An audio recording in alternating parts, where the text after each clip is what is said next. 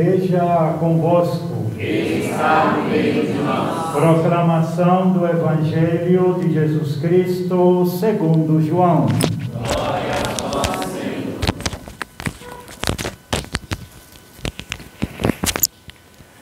Naquele tempo, disse Jesus a seus discípulos: se alguém me ama, guardará a minha palavra, e o meu Pai o amará, e nós viremos e faremos nele a nossa morada.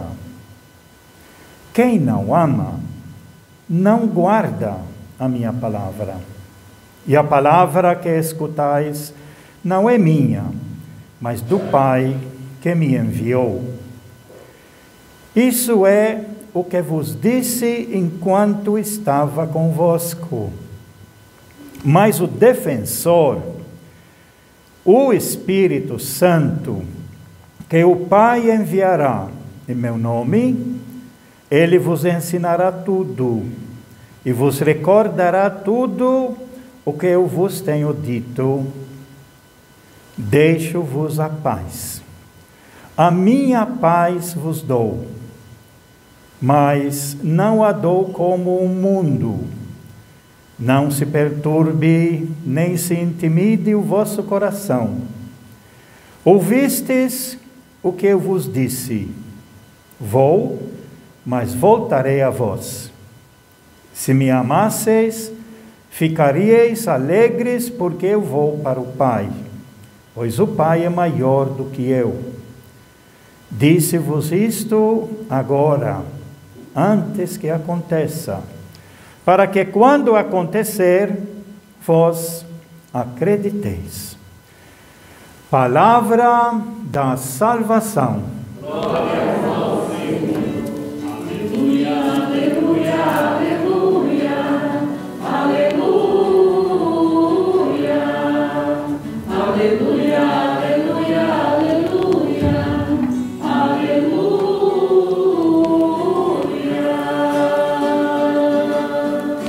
Que estas palavras sirvam para o perdão de todos os nossos pecados. Amém. Amém. Podemos ficar sentados.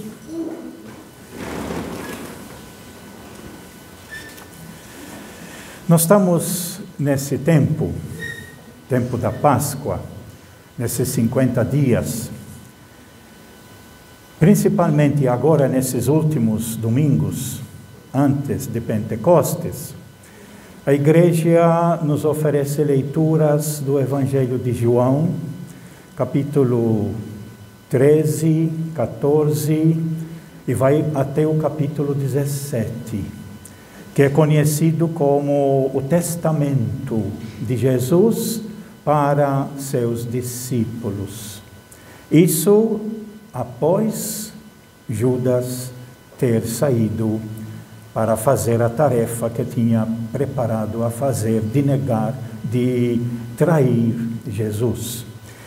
E após Judas sair, isso que nós vimos na leitura do domingo passado, onde ele coloca, era noite. Quando Judas Iscariotes saiu, Jesus disse, e aí ele vai começar um discurso, dentro desse discurso vai colocar aquilo que é o mais essencial. Assim como um pai e uma mãe na cama sabe que está chegando a sua hora, ela chama os filhos e chama todo mundo, os irmãos, e comunica para eles, não coisas fúteis, passageiras, que a pessoa já percebeu, né, que tem coisas que não servem mais, tudo, mas coloca aquilo que é essencial para os filhos. Assim Jesus está fazendo nesses 5 capítulos, do 13 ao 17, o testamento de Jesus. E o essencial que ele coloca, e vai repetir várias vezes, é esse: eu vos dou um mandamento novo, que nós refletimos semana passada. Amem-se uns aos outros, assim como eu amei vocês. Vocês devem se amar uns aos outros. E se vocês tiverem amor uns para com os outros, todos conhecerão que vocês são meus discípulos. Portanto, o sinal do cristão, do seguidor de Jesus, do discípulo de Jesus, é o amor prático na vida, o interesse uns pelos outros, a ajuda mútua, a solidariedade, a luta contra as iniquidades que existem, que estraga a vida de tanta gente, de muitas pessoas, a promoção, como vai dizer, da paz, da justiça. Esse é o sinal de quem é verdadeiro cristão. O sinal de quem é verdadeiro cristão não é porque vai na igreja. Na igreja eu preciso ir para me abastecer com esse ensinamento, com essa palavra, para sair sempre renovado, atualizado, assim como a comida me atualiza, né? Me dá força. Assim a comida espiritual, o evangelho, a leitura do evangelho, a nossa celebração nos alimenta, depois com o corpo de Cristo, para podermos ser esses testemunhas na vida de amar-nos uns aos outros como Jesus nos amou.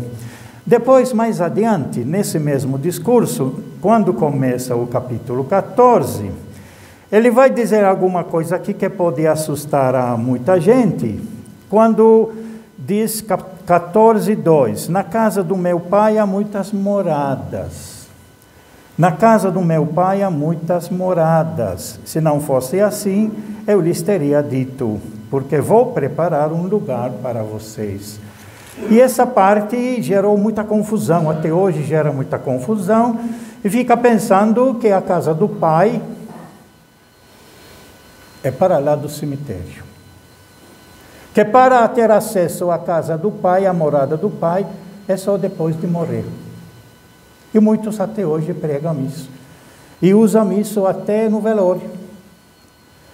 A liturgia de hoje, Jesus depois vai explicar o que é isso, quando ele vai dizer, na nossa leitura, após uma pergunta que Judas não Iscariote faz: Senhor, como se explica que vais manifestar-te a nós e não ao mundo? Mas antes disso ele já tinha dito outras coisas, repetindo: se vocês me amam, guardarão os meus mandamentos. Então eu pedirei ao Pai, e Ele dará a vocês outro advogado, outro paráclito, para que permaneça com vocês eternamente. Ele é o Espírito da verdade que o mundo não pode acolher, porque não o vê nem o conhece. Vocês o conhecem porque ele permanece com vocês e está em vocês. Eu não deixarei vocês órfãos, mas voltarei para vocês. E aí a pergunta que Judas não Iscariotes faz, e nós temos a leitura nossa de hoje: Senhor, como que se explica que vai se manifestar a nós e não ao mundo? O mundo não vê. O mundo não vê o Espírito de Deus. O mundo, resumido naquela explicação que nós demos do Evangelho de Marcos, capítulo 9, último parágrafo, o mundo se resume na ganância, na dominação e no orgulho, no engano, na ilusão. Esse é o mundo. O mundo não consegue ver Deus nisso, porque Deus é amor, Deus é partilha, Deus é serviço, Deus é humildade. O mundo não consegue seguir o projeto de Jesus, e por isso que eles não vê a presença do Espírito de Deus. Eles, os discípulos, sim, eles vão ver e vão ter a presença do Espírito. Por isso a resposta de Jesus vai ser: se alguém me ama, guarda a minha palavra, e meu Pai o amará. E aqui a resposta, aquela morada lá. E nós viremos a Ele, aquele que ama, aquele que se compromete com o irmão, aquele que aceita os outros. Então, e nós, Jesus e o Pai, viremos e faremos nele a nossa morada. A morada de Deus presente naqueles que amam uns aos outros, que vivem como irmãos. E aqui a gente pode mencionar um pouquinho a leitura do Apocalipse, que é mais ou menos transmite isso. O livro do Apocalipse, nos últimos 2 capítulos, ele vai descrever para nós como que seriam esses novos céus e novas terras. Nós já lemos pedaços desses 2 últimos capítulos. E hoje ele termina com uma constatação que combina com esse evangelho sobre Deus, a presença de Deus e o templo. Lembrando que para os judeus que escreveram e que viveram, até para os próprios apóstolos, a presença de Deus está num templo de construção física. Se quiser se encontrar com Deus, na mentalidade do Antigo Testamento todo, você tem que ir lá no templo porque Deus está lá. Tinha um lugar especial, que somente o sumo sacerdote podia entrar uma vez por ano. E tinha outros sacerdotes que todo dia acendiam as velas que tinham daquele tempo. E ir trocando. Deus está no templo. Essa ideia toda do Antigo Testamento. Jesus, e nós vimos já isso no capítulo 2 do Evangelho de São João, ele disse assim para os seus: destruam esse templo e eu o levantarei em 3 dias. E aí o evangelista João faz um comentário: Jesus estava se referindo ao templo do seu corpo. Jesus estava se referindo ao templo do seu corpo. O corpo de Cristo é o seu povo, representado depois na Eucaristia como corpo de Cristo, que nós recebemos para nós vivermos essa unidade e assumimos esse compromisso. O corpo de Cristo é todos aqueles que aderem ao seu projeto. É todos aqueles que têm um coração aberto e enxerga, como Deus Pai enxerga, que todos nós somos seus filhos e todos nós, portanto, precisamos aprender a conviver uns com os outros como irmãos de verdade. Aí nós seremos exatamente o corpo de Cristo, a unidade, com Deus presente. E isso que significa aqui, esse texto do Apocalipse, onde ele vai dizer: eu não vi templo nenhum. Eu não vi templo nenhum. Não vi templo na cidade, pois o seu templo é o próprio Senhor. Ele que é o templo. A cidade não pois o seu templo é o próprio Senhor, o Deus Todo-Poderoso e o Cordeiro. O Deus Todo-Poderoso, o Pai, e o Cordeiro, que é o Filho, que diz no Evangelho, para aqueles que seguem o mandamento: amai-vos uns aos outros, nós viremos e faremos neles a nossa morada. Nós nos tornamos templos de Deus. Nós somos os templos de Deus. E é por isso que o Apocalipse diz: não existe. Deus não está em lugar quadrado de pedras, pode ser bonito quanto for. Deus está em todas as pessoas de boa vontade, que amam uns aos outros. E por isso que o projeto de Jesus, ele é universal. Ele é universal porque ele pode ser vivido por qualquer pessoa, por qualquer grupo no mundo todo, na medida que eles têm esse propósito de viver a fraternidade, de construir o amor e criar um mundo novo de fraternidade e de paz. Então, terminando aqui a leitura do Apocalipse, a cidade não precisa de sol, nem de lua que a iluminem, pois a glória de Deus é a sua luz. Por isso que nós representamos Jesus pela luz, que nós chamamos esse o Sírio Pascal. Pois a glória de Deus é a sua luz, e a sua lâmpada,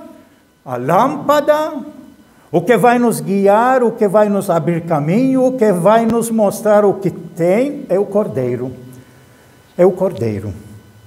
E é por isso que a igreja colocou aqui a nossa primeira leitura, que na primeira parte dela, ela diz assim: Paulo agora ele está indo para outros povos, que são chamados os pagãos, porque não eram da tradição judaica, não era do povo judeu, não conheciam a Sagrada Escritura, não conheciam o Antigo Testamento. E Paulo e Barnabé e outros apóstolos, eles vão levar para o povo estrangeiro esse projeto de Jesus de amar uns aos outros como Jesus nos amou. Por isso que é preciso conhecer agora o Evangelho, porque é no Evangelho que nós temos como Jesus nos amou. Mas, diz aqui a nossa leitura no início, chegaram alguns judeus da Judeia, lá no estrangeiro, na Antioquia, que era onde tinham os pagãos, que já tinham aderido a esse projeto de Jesus, que é fantástico, e que todo mundo quer participar. Que tal a gente viver uma vida na fraternidade, em paz? Que tal a gente aprender a repartir, a viver na fraternidade? Isso atrai todo mundo. Mas que esses judeus que vieram da Judeia começaram a semear?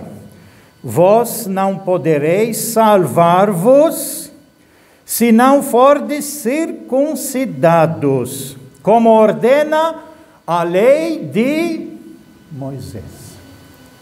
A circuncisão para o povo judeu era uma cerimônia muito importante, porque a partir dela eles aderiam ao projeto que iniciou com Abraão e depois firmou-se com a lei de Moisés, com os 10 mandamentos e o compromisso da aliança que Deus fez com o seu povo, que foi quebrado posteriormente. Por isso diz que o profeta Jeremias: eu vou fazer uma aliança nova. Frase que nós lemos na palavra da Eucaristia. Uma aliança nova. E essa aliança nova, quem faz é a partir do projeto de Jesus Cristo. Amai-vos uns aos outros como eu vos amei. E é por isso que criaram confusão aqui, esses judeus, querendo obrigar o povo que está aderindo ao projeto de Jesus, mas disseram que não, antes tem que aderir ao projeto de Moisés. E é por isso que o Novo Testamento ele vai insistir muito. Moisés e Elias já fizeram o seu papel. Na festa da transfiguração nós temos isso muito claro. Quando Deus falou aquelas palavras: este é meu filho predileto, escutem o que ele diz. Ele diz. Moisés e Elias já tinham sumido entre as nuvens. Agora é Jesus. Agora é o projeto de Jesus. E esses judeus estão querendo colocar esse povo que aderiu a Jesus, as leis e as normas todas que existem, 613 leis do Antigo Testamento que já foram superados e que agora nós temos a novidade de Jesus. Portanto, as 3 leituras têm uma ligação muito interessante, baseada sobre essa reflexão aqui do Evangelho, e que vou terminar agora dizendo uma coisa interessante, porque Jesus vai partir agora sobre um projeto dele, a essência do projeto dele, que é a paz. A paz. No primeiro domingo nós lemos aquela leitura de Jesus que se faz presente no meio dos discípulos e diz para eles: a paz esteja convosco. Eu vos deixo a paz. Paz esteja convosco. Essa paz tão importante. E aí ele diz: deixo-vos a paz, a minha paz vos dou. Amar uns aos outros, como Jesus nos amou, o resultado disso vai ser a paz. A convivência em paz que todo mundo deseja. Mas não dou a paz como o mundo dá.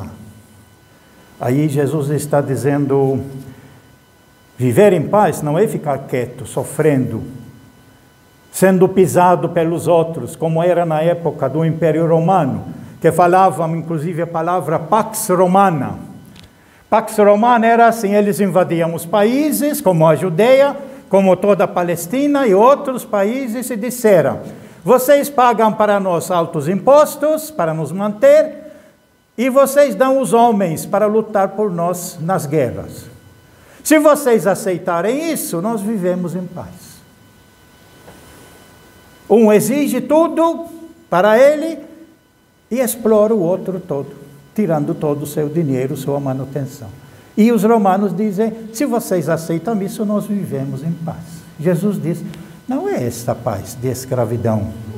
Não é essa paz de ficar quietos, sofrendo, pisado pelos outros, explorado pelos outros. Não é essa paz que eu dou. É a minha paz. É a minha paz. E esse pronome é sempre muito importante. É minha paz. Deixo-vos a paz, a minha paz vos dou. Mas não a dou como o mundo. Não se perturbe nem se intimide o vosso coração. Ouvistes que eu vos disse, vou, mas voltarei a vós. Essa volta de Jesus é o seu Espírito, que ele vai derramar depois na cruz.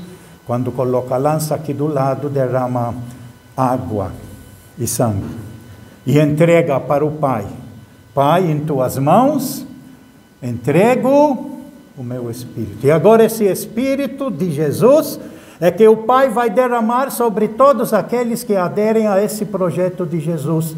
A todos aqueles que o evangelista Lucas coloca, pessoas de boa vontade. Glória e paz na terra aos homens de boa vontade. Todo ser humano que adere a esse projeto. Vou, mas voltarei a vós. Se não amasseis, ficaríeis alegres, porque se me amasseis, ficaríeis alegres, porque eu vou para o Pai, pois o Pai é maior do que eu. Disse isso agora, antes que aconteça, para que quando acontecer, vós acrediteis. E aí eu quero terminar a nossa reflexão hoje com uma frase que eu li hoje de manhã cedo, preparando essa homilia, de Padre Pagola. O Padre Pagola sempre faz uma reflexão. E aí na reflexão,